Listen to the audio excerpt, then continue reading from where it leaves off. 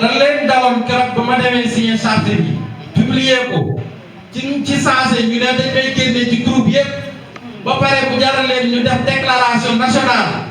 dem ba di ko waxi fépp mu jaral leen ñu def émission 28 minutes pour daal sama kaw tey xam nañ la dund te ku ma xam ne su ma ñëwee li may ñaan bureau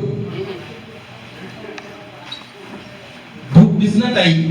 nañ xam ne la ñu doog a commencé dañoo tiitoon ñoom ba wooyi seen président parti pour mu ñëw njëkkee fii ci département Guinguinéo ne leen nañ ko wooyi waat 10 fois du tax ñoom ñu mën a réussir ci saa yi ak ci baati maa ngi sant nag bu baax a baax yéen ñi ma tànn ne ma jiiteel nag sax mu baatin que mu yaa gën a xam wala yaa gën a man wala lenn loolu mooy rek sas nañ bu ñu sas nag war a toog ne la incha allah rabbi dinaa ci jéem lu man waaye di leen tàllal loxo nag ña leen kenn ku ne bu mu ne mukk daam mooy superviseur général ne ne man la li may wax ku mel ne grand bëri ca ko ba xam na baax li may wax bis na tey nañu sillonné département Guinguinéo dëkk ak dëkk nañ fa dem bu laajee ñu wut ay moyens looy oto wala jël oto ñëwal benn comité bu wër dëkk yi nañ ko def suba fii bu fekkee ne jàpp ngeen ne dañ fay war a ubbi benn permanence bu Diomaye président war leen nga ñu looyee ko ñu def ko fi war bàyyi fi nit ñi nekk parce que xeex moom ne day sax mondial rek doon ko wax léegi waaw guerre day sax mondial rek dañ ko guerre dañ ko xeex ba ñeer pour nag loolu man kebe wax na ko léegi kenn du yaram sa poos bu kenn yaram sa poos man de lu ma man dinaa ko ci def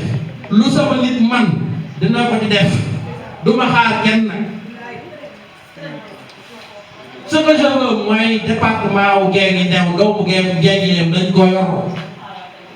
bi ko suñu mag ñi di ko xeex ba def ko département ñu leen di gërëm di leen sant commencé ko ci ñoom Souleymane Ndéné Farba Senghor ñoo ñëpp ba mu nekk département ba toll fii mu toll ak mag ñi fi newoon tey la ñuy gën a xeex ba mu gën a taxaw ci kanam mais du ñu ko dégg benn jàmbur suñu nee jàmbur nag taxu waxuñu ne ku jógee fële parce que juddoo fi wala leneen li tax ma ne jàmbur dafa ki ñu jox tey mu nekk suñu député di ñu fontoo dem na milité yi Kénéba ba sonn mu fa am fukki nit xamul lu muy def mu dem laa xobli ci benn sëriñ pour mu jàppale ko ba mu ñëw fii tey di ñu fontoo loolu mënutul ne moom kay kooku moom pare na moom xam kay waaye kooku moom pare na ko xam léegi nag président Diomaye na bëgg rek président Diomaye na bëgg rek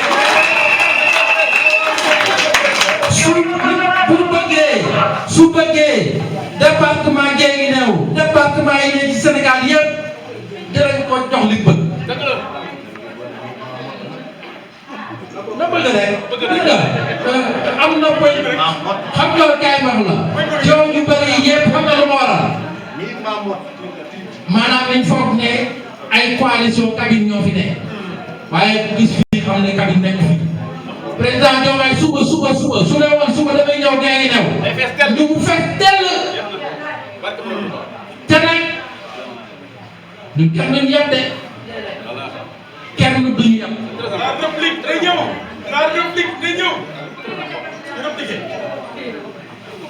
bureau bi nañu liggéey góorgóorlu leen au niveau de chaque commune ñu installé fa les bureaux communal buñ paree ba def lépp ñu woo secrétariat national mu seet lañ ñuy valider ñu valider ko mu officiel parce que lii yëpp c'est officiel mais kenn du xaar naa doom dara man daam de def ngeen ma superviseur général mais bu ngeen ma defoon na tamit chargé de xaw ma planton porte bi teewul su ma génnee xeex ñëpp massifié dafa am kilifa bu ma mas a wax mu ne ma nit ki lim doon fonction bi du déterminer nit ki mooy déterminer fonction madame Bakhoum mais suñ ko dee tàgg c'est pas parce que daa nekk institutrice wala nangam c'est parce que dafa wane lu waral moom en tant que tel moo jox valeur poste bi ba yaay yeeg xale yeeg yëpp daal ko waa ko ba yow donc wax ji bari na gudd na te saa bi soxla nañ ko maa ngi sant ñëpp di gërëm ñëpp di wax ne sëñ bi yaa ubbi woon ñaanaatal tëj